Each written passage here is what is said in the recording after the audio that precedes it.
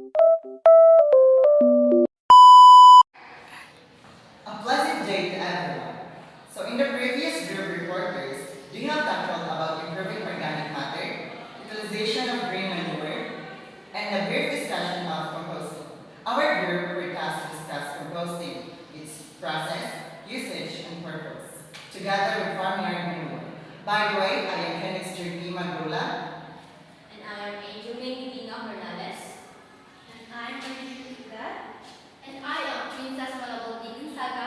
And I am Krishna Kasnande. And last, I'm Jupar P. Umakan. And we are reporting improving soil organic matter. Lesson proper. The composting process. Properly made compost goes through three phases: the heating phase, the cooling phase, and the maturing phase. The heating phase, the high temperature is a result of the energy that is released during the decomposition of easily digestible materials by the bacteria. The warm temperature is typically important for the composting process. The heat destroys diseases, pests, weeds, roots, and seeds, and thus prevents their further propagation. Due to the development of their population, the oxygen demand of the bacteria is very high during this phase of the composting process. High temperatures is the sheet indicate that oxygen supply is adequate. If temperatures stay low or the compost development an unpleasant odor, this can be an indication that the sheet is compacted, the oxygen supply is low. The cooling phase. After decomposition of the green plant material by the bacteria, the temperature in the compost heat declines slowly to 25 to 45 degrees Celsius. When the temperature declines, fungi settle and start the decomposition of straw fibers and woody material. As this decomposition process is slower, the temperature of the heat does not rise. And lastly, the maturing phase. During the maturing phase, red compost worms and other soil organisms start to inhabit compost heat. So nutrients are mineralized, and humic acids and antibiotics are built up. At the end of this phase, the compost has lost about half its original volume, has taken on a dark color, and the smell of produced soil is ready to use. Water requirements during this phase are low. The longer the compost is stored, the more it will lose its quality as fertilizer. Its capacity to improve soil structure, however, will increase. So, a pleasant morning to all of us. My name is Princess Manabal Gonzaga from BSA Agronomy 1. So today, I am going to tackle about how to make compost. So there are a selection of how to make a good compost. So first, selection of a suitable composting site. Second, material and tools for compost production. And lastly, compost making procedure. So for selection of a suitable composting site is the composting process should be conducted in a place that is easy to access for easy transport of materials to the composting site and close to the fields where the compost is to be used after production and next to a water source. So basically that it is needed that your composting site is not that near and not that far to you. For like this picture below, so like this, it is needed that your composting site is near to a well or a river site. So how to make a good compost? Choose a shady place in approximate of water, dig shallow pits. Second, collect materials. So like I said recently, that it is needed that it is not that near and not that far your composting site to you. So just like what I said recently, it is needed that your composting site is near to you because so that it is not difficult for you to access your materials. So third, cut the plant materials to the size of a finger so that you can mix your plant materials easy. Third, and lastly, make two heaps, one with the manure and the green materials, one with the dry materials, mix and water both well. So next is materials and tools for the compost product. Ideally, composting plant materials is mixture of 50% different fresh green material and 50% of dry material. The rate of coarse material should not exceed 10%. If too much fresh material is used, irritation of the heat will be poor.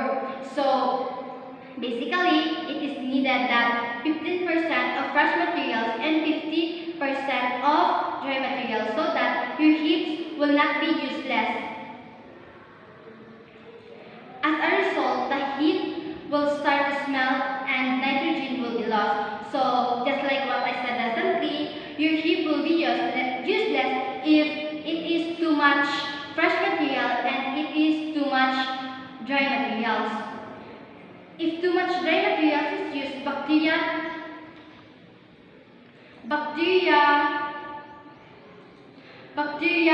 lack food and composting process will not start. Larger quantities of dry material are thus best left in the field to protect the soil surface from drying out and being washed away. Whenever possible, plant materials should be composed together with animal manure. So, ang plant material is needed also to be composed together with animal manure. Addition of animal manure accelerates the composting process and results in compost with higher fertilizer value. Dung can be dissolved in a mix with water and poured over the compost heap when preparing the compost. Urine and its large both rich in nitrogen can encourage decomposition of dry material when poured over it. Ashes can be spread in thin layers between the other materials. Too much ash, however, can result in gaseous nitrogen useless. Some earth of old compost can be used as well. Earth will absorb escaping nitrogen well.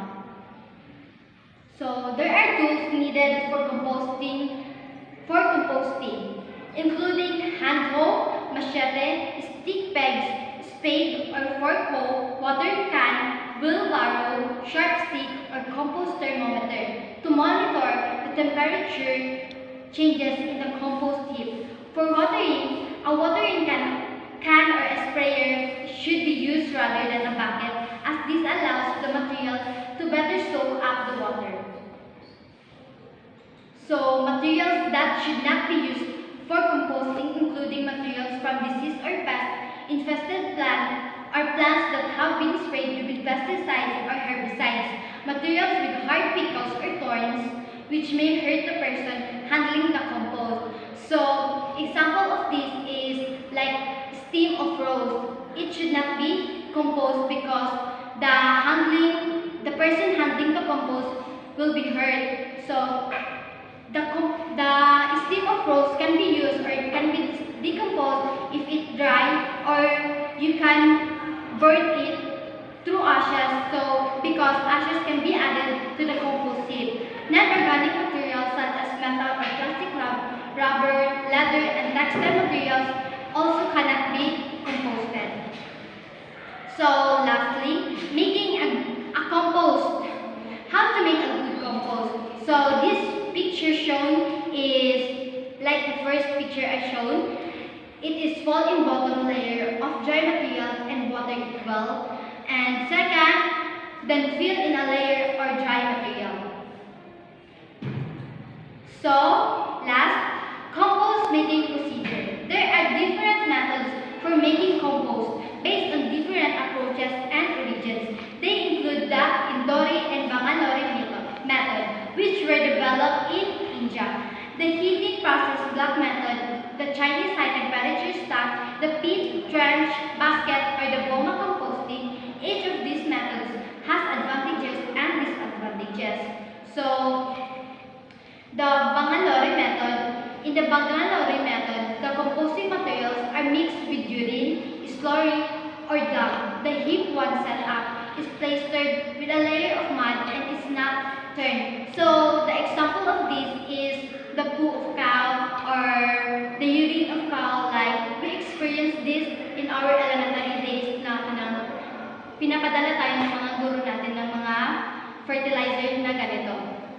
So the method is simple to use and needs a little labor and water. It has fewer nutrients uses than the Indori method, but may not destroy all diseases and needs more time to reach maturity. So the Indori method, the heap is turned twice.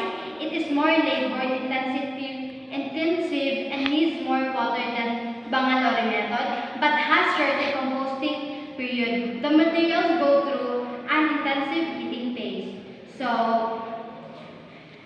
manual compost production. First, collecting materials, like I said, recently. Second, watering and mixing well the materials. Third, peeling the mixed materials. Fourth, checking regularly the temperature. And lastly, turning the heaps repeatedly. So that's all. Thank you. I hope that you learned something this morning. For the next topic, I would like to pass it to Ms. Hernandez. Thank you, Ms. Gonzaga. So let's proceed to how to maintain the compost heap. Number 1. Every third day, depending on the weather conditions and if it has rain or not, the heap must be watered. Number 2. If all the gas well, the heap should be turned after 3 weeks, after the temperature of the pail has fallen. Compost heaps are usually turned to 2 to 3 times in their early stages. Number 3. After 3 to 6 weeks, the heap must be turned again and compost should have fresh earth smell and no grasses, leaves, or animals droppings should be visible. Number 4. 3 to 6 weeks after the second turning, the compost should be ready for use. Mature compost turn blackish brown in color and has a pleasant smell. So let's proceed to the applying compost in the field. In the American context, there is no such things as too much compost. Usually the amount that can be produced by the smallholder farmers is rather than small. Compost is best applied into the planting hole and mixed with the topsoil. Compost should be applied first to the crops with high nutrients demands such as tomatoes. Compost is best brought out in the sowing rows prior to the sowing and worked into the topsoil. The effect of the nitrogen from the compost is generally little and can extend over a long time. Compost that has not fully decomposed can be used for mulching between crops on around 3 crops. The compost can be used immediately on the stored for the later use. For the next topic, how to proceed for making compost. Number 1, collect adequate quantities of the materials needed. Number 2, measure out an area as 1.5 meters wide and of any convenient length. The width should enable to work with compost without having to walk on it. Choose a spot that 1.5 meters wide and any length you prefer. This width allows you to work on the compost without stepping on it. Number 3, dig out a shallow pit of the plant size of the compost heap. The more arid the climate, the deeper the pit is usually dug. Compost pits should, however, not be deeper than 50 centimeters to ensure aeration. If no pit is dug in a humid climate, losing the ground where the compost heap will be as the materials need close contact with loose soil will be at the bottom. The topsoil obtained when digging the trench should be carefully put to one side beside the trench so that it can be used in the compost. So number 4, Woody materials should be chopped into pieces 5 to 10 centimeters in length or spread on a road used as livestock bedding before composting to be bruised and increase its surface for the better decomposition.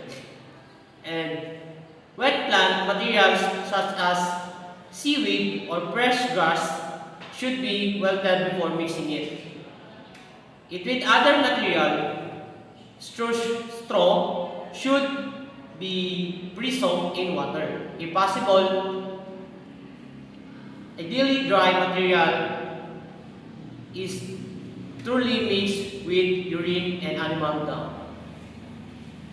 And number 5, lay down the bottom layer of rock vegetation such as maize stalks or hedge. This layer should be about 30 cm thick. Such materials allow for air circulation in the heap. And number 6, then add a layer for mixed green material and animal manure if available, followed by a layer of dry material. Then mix both layers in water well. The better the different materials are mixed, the better the composition process. Plant material infected with viruses should be placed in the center of the compost and should be covered fast to avoid the viruses propagated the healthy plants by sucking insects. And number 7, the process to build a heap to a height of 1 to 15 meters. Make sure to water each new layer will create humid condition as for composting, aerated conditions are needed. The compost heap should not be stamped. A well-made heap has almost vertical sides and flat top. If you have a lot of materials, it could make several heaps about 2 meters in length.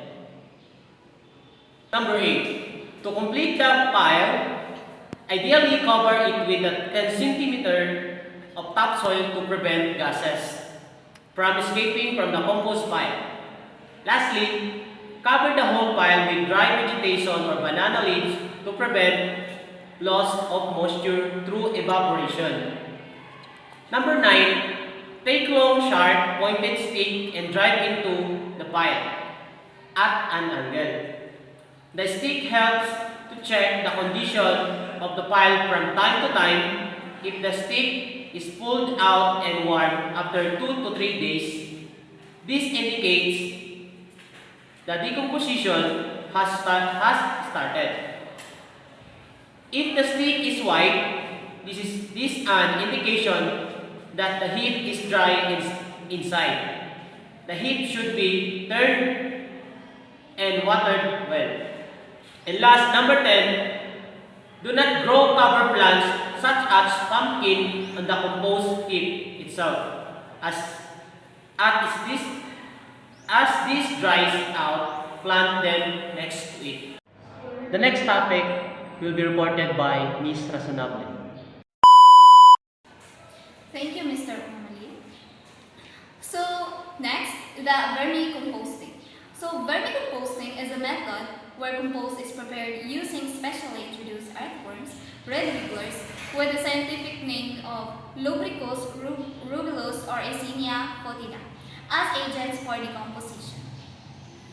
In contrast to ordinary composting, vermicomposting is mainly based on the activity of worms and does not go through a heating phase. So, vermicomposting is a good technique for recycling food waste and crop residues from vegetable gardens and the proximity of the house. It creates small volumes of very rich manure. Through vermicompost, vermicompost is very good manure. It requires more investment, a tank, and a worm, labor, and more permanent care compared to ordinary composting. On the other hand, letting worms recycle farm or household waste saves time and labor input because no turning is required to keep compost aerated. Red wigglers reproduce, quickly adapt well to life in a confined environment, and compose food rapidly as they consume their weight in food per day. They are 3 to 5 inches in length, dark red in color, and will tolerate temperatures from 12 to 30 degrees Celsius. They prefer to live in the dark and moist places, and about half a kilogram of red wigglers is needed to start a colony.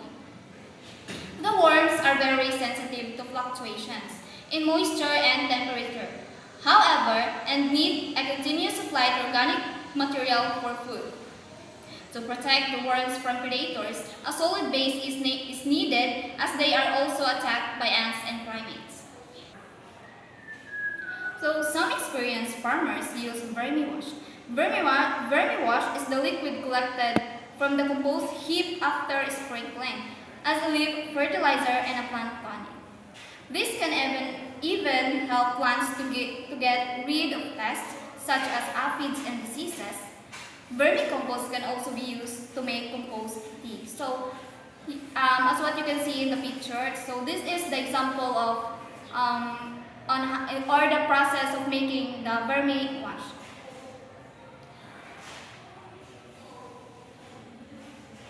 So, firstly, yes, the water source or the watering. The second is the substrate with earthworms. Then the third is the coarse sand. And lastly, for the coarse gravel. And the whole composition or the mixture is called the vermiwash. And the next reporter will be Miss Natividad. Thank you, Mr. Sanabay. For the next topic, I would like to tackle about how to proceed for vermicomposting. Build a brick and mortar enclosure with a concrete bottom, 1 or 2 chamber, and proper water outlets.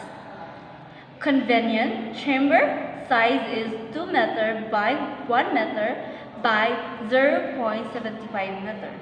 However, the size of the chamber should determine according to the volume of the composting material. 1. A layer of good moist, loamy soil. Vermin bed is placed at the bottom about 25 to 20 centimeter thick. About a thin layer, 5 centimeter for broken bricks and coarser sand. 2. Earthworms and introduced about 150 into the loamy soil, which the worms will inhabit at their home. 3. Then a small quantity of fresh cattle dung and placed over the vermin bed. Compost peak in the layers to about 5 centimeter with dry leaves or preferably chopped. Hay, straw, or agricultural waste booms such as vegetable peels, leftover food, dead leaves, and plant. Number 5. For the next 30 days, materials are continuously added to the pit until it is grassy. Food, dry Dairy products or bones should not be added into the pail, as this will attract ants and rodents. To remove some of the compost, let the top of the heap dry out by discontinuing the water for 2 to 3 days, so that the worms move down to the cold base of the heap. Compost can then be removed and taken back to the fresh pail. Done? Thank you. For the next topic, will be reported to Mr. Magdola. So thank you, Ms. Natividad. Now let's move on to our last topic. It's all about the farmyard manure. So first, let us define what is farmyard manure. So farmyard manure is commonly described as a more or less decomposed mixture of urine and dung. So farmyard manure mostly comes from cattle. However, there are also livestock involved in producing manure. Here is a chicken and a swan. And also, the manure is mixed with straw and litters to form a bedding material. Farmyard manure is extremely valuable organic matter. Farmyard manure contains large amounts of nutrients that helps the plant growth. So, the farmyard manure is similar to chemical fertilizers. Did you know that the chicken manure is rich in phosphorus? When dung and urine from cattle are mixed, they form a well-balanced source of nutrients for plants. So many farmers still underestimate the value of manure. However, in many places, they use it because they contain a large quantities of nutrients. So appropriate recycling of nutrients on the farm, especially if it contains a high-value source, is a principle for organic farming. So therefore, handling an animal properly is efficient, and the risk of causing environmental pollution are minimized. So fun fact, most farmers do not own animals, and neither do they have access to animal manure. So growing animal feed and integrating livestock into farm only provides milk, cheese, and meat. In areas with mixed crop livestock farming system, our manure is likely to be available to most households, although in a varying levels. Ways of improving the value of animal manure. Now, we have the list here. Number 1 is balancing nutrients. Number 2, solid liquid separations. And number 3 is precision application. So what is balancing nutrients? So it is adjusting the nutrient of the composition by adding other organic or inorganic chemicals into the manure. Number 2 is the solid liquid separation. So here it is the separation of solid and liquid, whereas solid can be used as decomposed, while the liquids can be applied directly to the fields or treated further. Number 3 is the precision application. So using GPS and soil testing data to apply manure precisely, so here we can maximize its benefits and minimize environmental impact. So farmers should optimize the use and effectiveness of animal manure, especially that it helps the environment, also improves the soil fertility. The manure from cattle and other ruminants fertilizers is less suitable for composting due to its natural high moisture content. Farming manure is ideally collected and stored for a while before use. When used fresh, the manure can inhibit growth considerably. So in short, when we are applying the manure, we make sure that we undergo the process called burning or drying. It's because in the liquid form of the manure, this contains microorganisms that may affect the plant. And it also does not contribute to improving soil humus. So animal manure with small amount of litter is best composted or mixed with plant material for decomposting. So manure with high proportion of litter, however, is best stored under anaerobic conditions. So make sure that the manures are well preserved and also at the same time, an air can go pass through so that it will help the manure to dry easily and can be used efficiently. Collection of farmyard manure is easiest if the animals are kept in stables. Ways on how to preserve farmyard manure. Number 1 is for storage. The manure should be mixed with dry plant material such as straw, grass, crop residues, or leaves to absorb the liquid. Straw that has been cut can easily absorb the dryness of it compared to the long elongated straws. The manure can either be stored next to the stable covered in heaps, or it can be left alone in a pile. The farmyard manure should be protected from the sun, wind, and rain. Ideally, a trench collects the liquid from the manure heap and the urine from the stable. So a dam around the heap prevents uncontrolled in and out of urine and water. So waterlogging as well as drying should be avoided. So because it prevents the manure from decomposing into an unused manure. The quality and value of manure can improve by the following approaches. Number 1 is proper design of animal housing to facilitate easy and efficient collection of manures.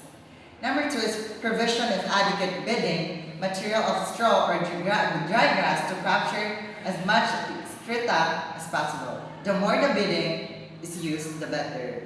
And number 3 is a composted animal manure proves to be more efficient on yield in acidic, sandy soils than when applied directly. Even nitrogen is lost in the composting process.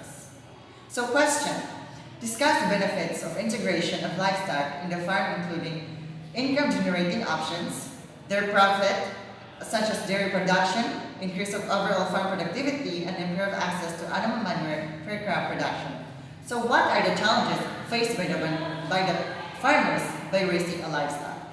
Number one, we have income benefit of livestock. Number 1, we have the income generation, dairy production. So raising dairy cattle or goats can provide a steady income stream through the sale of milk, cheese, and yogurt. The number 2 is meat production. Livestock such as cattle, pigs, and sheep and poultry can be raised for meat. Then, lastly, we have the byproducts. So the byproducts are the additional income can be generated by the following. So by selling wools, leather, and the manure of the livestock. Number 2 is increased overall farm productivity. Crop livestock synergy. Livestock can be used to enhance crop production through natural fertilization. So through this, we can utilize the use of manure. Number 2 is the diversification. A mixed farming system is more resilient to market and environmental fluctuations.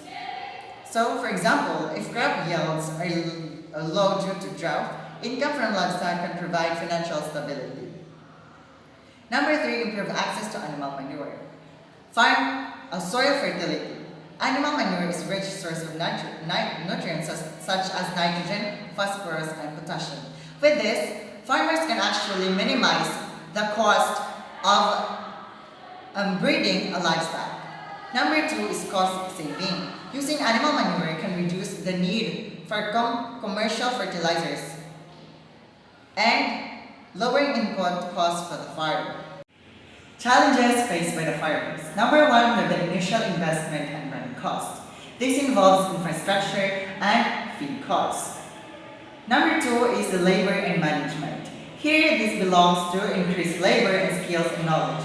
In establishing a livestock, make sure that you have the labor and the knowledge for it to be running. Number 3 is health and disease risk. So, in this, disease management and veterinary services are needed.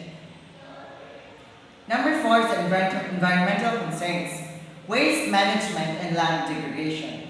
In running a livestock, make sure that you have the proper management of the animal manure, because if not, it will cause the soil pollution and degradation, also soil erosion. Number 5 is the market access and prices. So market fluctuations and access to markets. So with these two, if you do not have this, your profit will be affected by the increase of livestock products to be volatile. And also, due to the consumers' limited bargaining power or inadequate infrastructure. So with this, you can have the farmers will have an effect on the profit that they will gain. That's all. Thank you.